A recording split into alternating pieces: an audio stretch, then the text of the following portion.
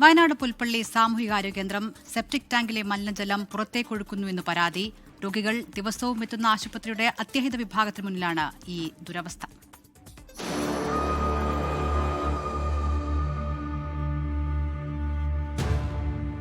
നാട്ടിൽ പകർച്ചവ്യാധികൾക്ക് ക്ഷാമമില്ല. ഇത്തരം ജാഗ്രതക്കുറവ് തുടർന്നാൽ അതിനൊരു കുറവുമുണ്ടാവില്ല. പുൽപ്പള്ളി സാമൂഹികാരോഗ്യ കേന്ദ്രത്തിലെത്തുന്നവർക്ക് മൂക്കുപൊത്തിയാൽ തൽക്കാലത്തേക്ക് നാറ്റം സഹിക്കാം. എന്നാൽ വരാൻ പോകുന്ന രോഗങ്ങളോ?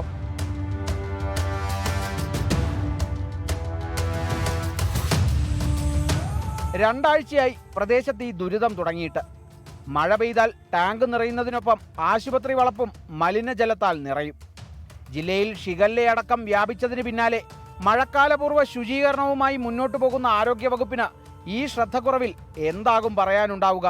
ആരോഗ്യവകുപ്പ് ശുചീകരണ പ്രവർത്തനങ്ങളുമായി മുന്നോട്ട് പോകുമ്പോൾ തന്നെ നമ്മുടെ പുൽപ്പള്ളി CHC-യുടെ മുൻഭാഗത്തായി സ്ഥിതി ചെയ്യുന്ന നമ്മുടെ മാലിന്യ ടാങ്കിൽ നിന്ന് അത് അശുദ്ധമായിട്ടുള്ള പലതും പുറത്തേക്ക് ചാടി വരികയും അങ്ങനെ ഹോസ്പിറ്റലിൻ്റെ പരിസരത്ത് നിൽക്കാൻ കഴിയാത്ത രീതിയിലേക്ക് അത് സ്മെല്ലുണ്ടാവുകയും ചെയ്യുന്നു. ഈ സാഹചര്യത്തിൽ എത്രയും പെട്ടെന്ന് തന്നെ ആ മാലിന്യ വസ്തുക്കൾ അവിടെ നിന്ന് നീക്കം ചെയ്യാനുള്ള നടപടികൾ ആരംഭിക്കുകയും അങ്ങനെ നമ്മൾ ശുചീകരണത്തിൻ്റെ ഭാഗമായി ആദ്യമായി തന്നെ നമ്മുടെ ഹോസ്പിറ്റലിൻ്റെ പരിസരം വളരെ വൃത്തിയായി സൂക്ഷിക്കുകയും ചെയ്യേണ്ടത് വളരെ അത്യാവശ്യമാണ്.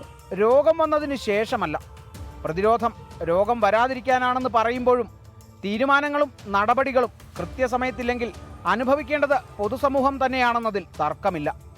24 വയനാട്.